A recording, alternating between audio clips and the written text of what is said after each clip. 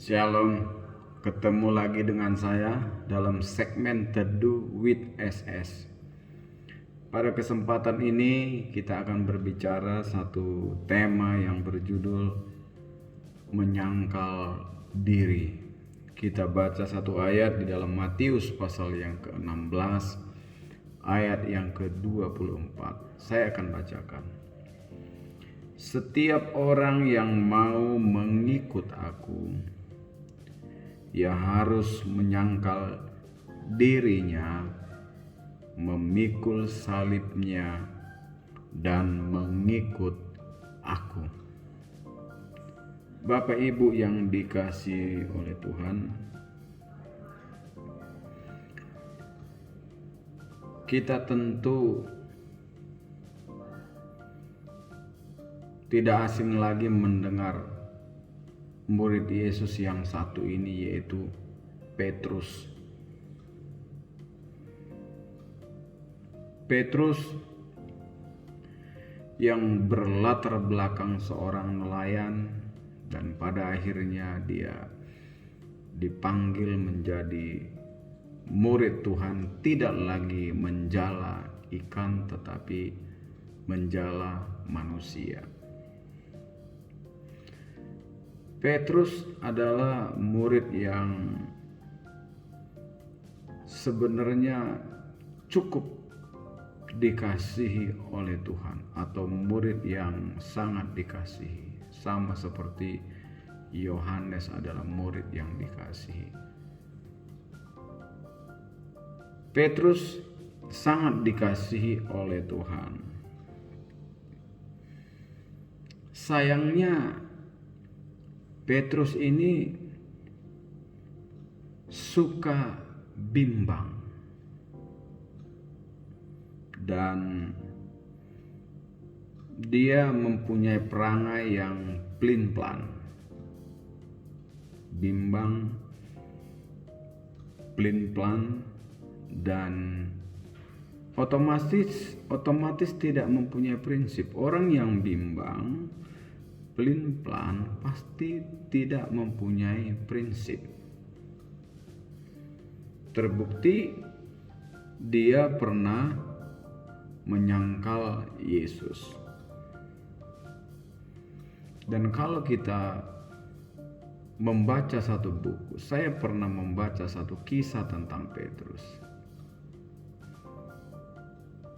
Adalah murid yang semaunya, seperti yang saya katakan tadi, tidak punya prinsip.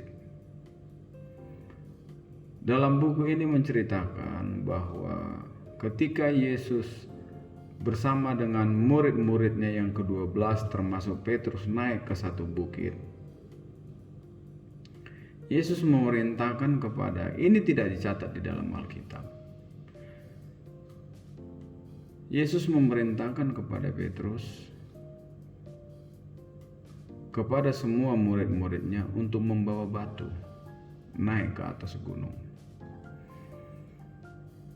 Dan Yesus memerintahkan membawa batu sebesar-besar sekuatnya, seberapa yang engkau kuat, sekuatnya gitu. Tetapi Petrus, dia bawa batu kecil dan batu itu dikantongi.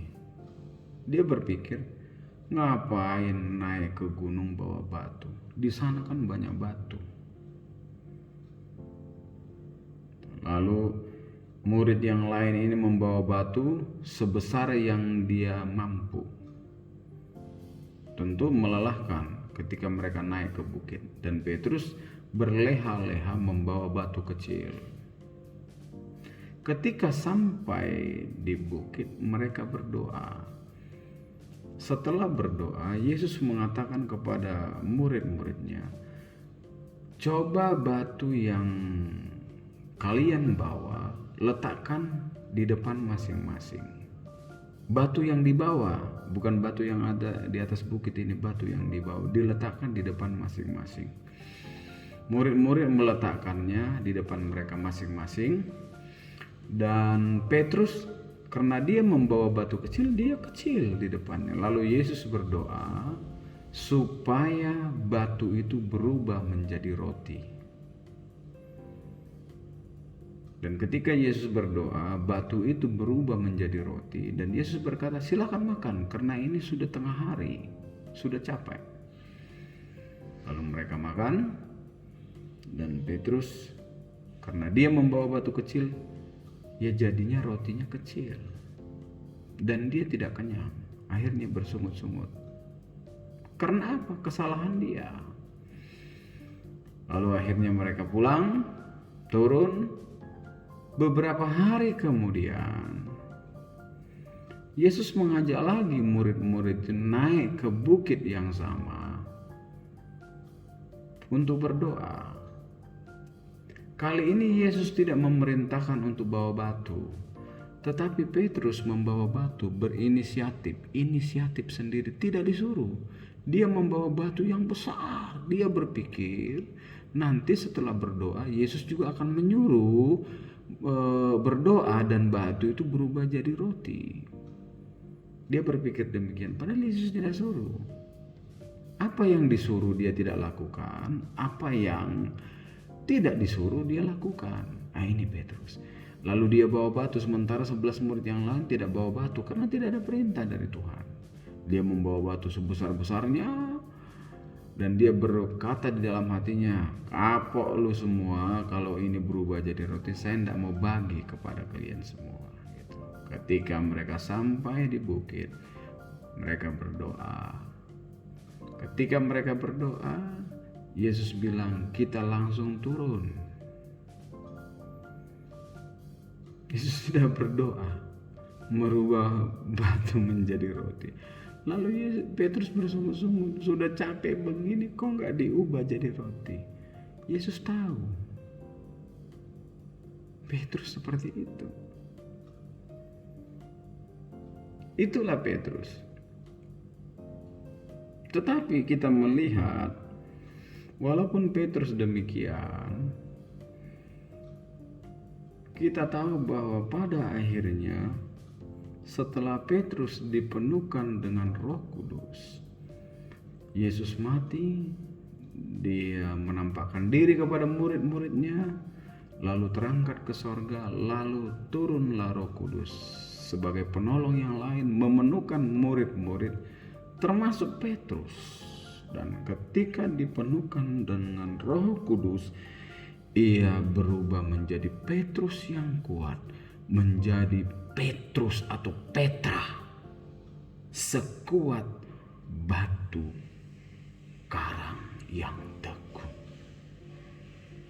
Berubah setelah dia dipenuhkan dengan kuasa Roh Kudus. Pertanyaannya pada kesempatan ini, mengapa orang seperti Petrus dapat menyangkal Tuhan sebelum dia berubah? Kita tahu bahwa Petrus selalu mengikuti Tuhan kemanapun, tetapi mengapa dia bisa menyangkal? Karena Petrus hidup bergantung kepada kekuatannya sendiri dan bukan kepada kekuatan Tuhan.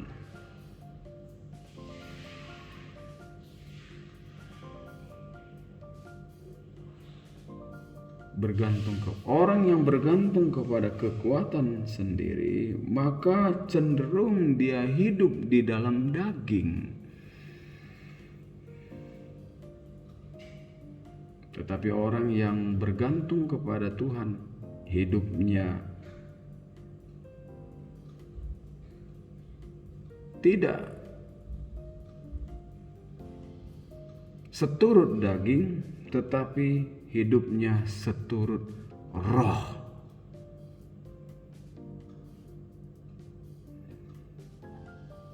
Dan firman Tuhan yang sudah kita baca di awal, seperti tema kita pada kesempatan ini, menyangkal diri. Menyangkal diri. Sebagai pengikut-pengikut Kristus, kita yang sudah ditebus oleh darah Yesus, kita harus hidup oleh roh dan bukan kedagingan. Ketika kita hidup oleh Roh, tidak bergantung kepada kekuatan kita sendiri seperti Petrus, inilah yang dinamakan menyangkal diri dan memikul salib. Pada kesempatan ini saya mengajak kita semua, mari kita menjadi orang yang kuat, tidak seperti Petrus yang hidup dengan kekuatannya dan pada akhirnya dia menyangkal Yesus. Tapi puji Tuhannya, pada akhirnya dia bertobat dan menjadi Petrus yang luar biasa.